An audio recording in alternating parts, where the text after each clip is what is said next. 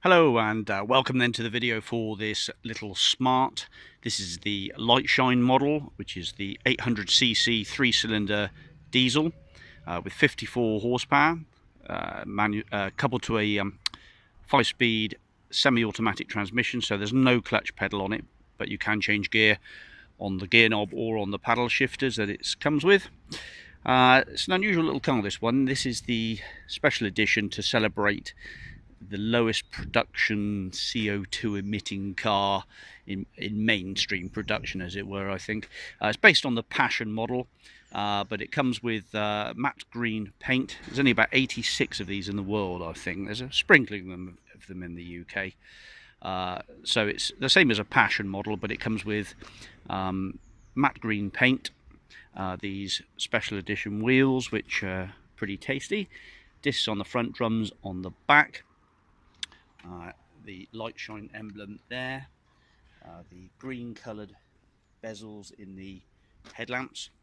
This is a 2011 car with 70,470 miles as of today.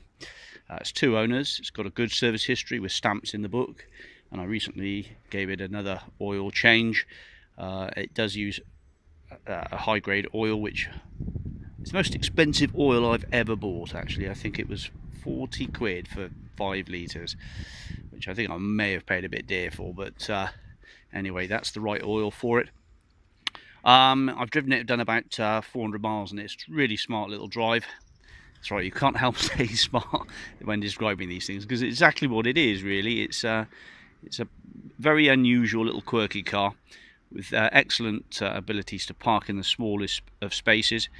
Very narrow as well. It's probably about the narrowest car on the market.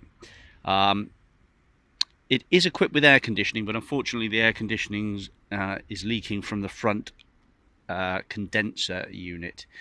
So the condenser is holed at the front, it is mentioned.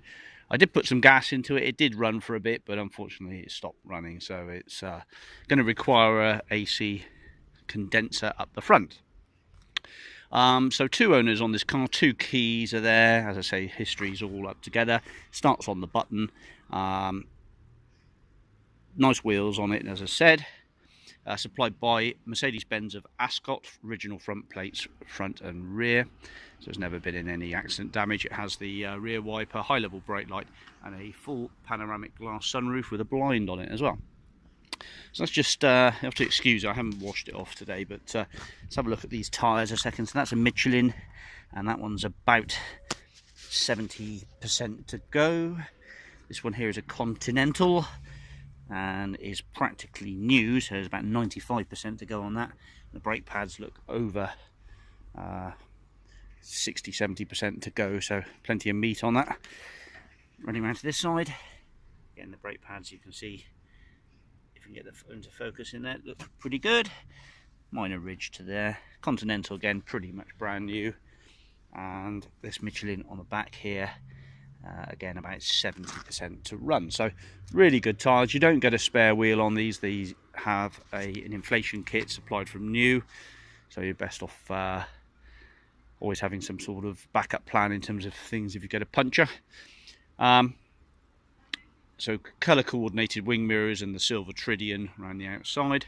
It's got decent windscreen wipers, Bosch windscreen wipers fitted. There is, get a lot of birds around here at the moment. You can probably hear the seagulls going on, but so there's a little bit of bird muck on it, which I'm continually cleaning off of it. So a few little minor marks. We've got a little scratch to the front bonnet. And a little bit of damage down here, which I've just touched in with a sort of turquoisey colour touch up just to take your eye off the scratches, and a little bit of broken trim on the daylight running light there. But 70,500, you're going to expect a few little minor marks on it. So it's not perfection, but it's a pretty good looking car. One of those daylight running lights, this driver's side, so offside daylight running lights, these are Brabus things, and they're mighty expensive. They have a 24-volt amplifier mounted behind. I've had a play with it. I can't get it to work. It's had water ingress, and it's basically got damaged all the Cree LEDs in there. So keep an eye out on eBay for one of those. You could swap over the passenger side one to the driver's side, or just simply disconnect the passenger side one, and don't worry about it, because you know, it does look a little odd having just one on. I'll show you that in a moment. So the screen's all good. I don't believe there's any chips or marks in the screen. So the boot lid, you have to excuse me, I'm hobbling around with a bloody knackered ankle at the moment. So split loading boot affair.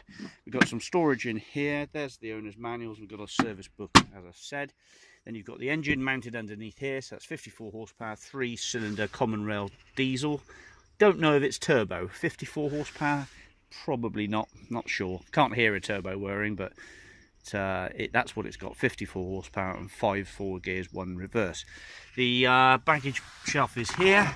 Okay, I just put it on that lower rung because I like to use the boot, but it does normally fit here, and that then gives you a proper baggage cover, and then some pockets for storing books and things like that. Another load of storage space.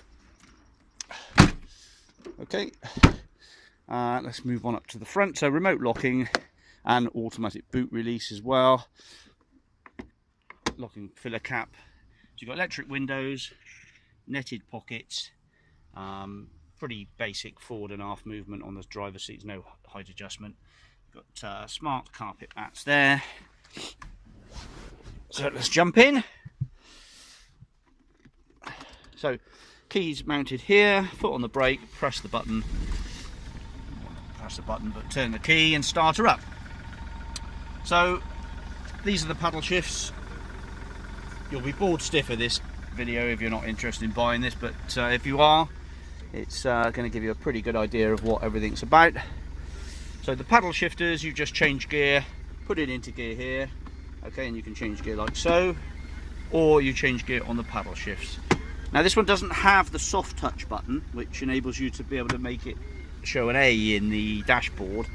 But I have discovered that if you drive the car and you get up to about 4,000 RPM, it does change up automatically anyway. So it's sort of, I've seen a few of these lightshine models around, and they don't seem to have the soft touch auto button.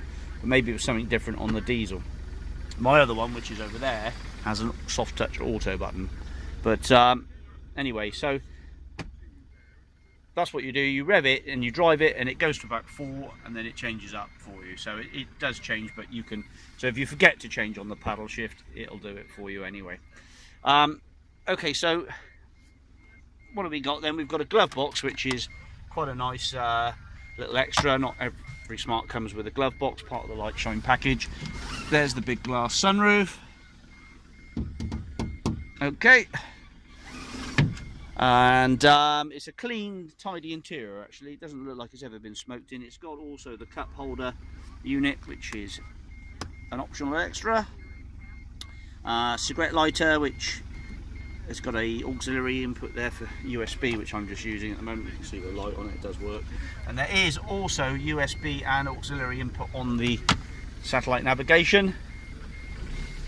Rev counter up there, clock, lots of clocks in this actually. You've got one on the radio, one on the dashboard, and one in the pod here, okay? So the service reset's been done. This unit here is a pretty complex affair. You've got a tilt screen, you put your discs in there. It does take DVDs and play DVDs. I did try one, I couldn't get it to work, but and an SD card. But the more ingenious of you may be able to work out how the DVD works. So menu, you've got radio, navigation,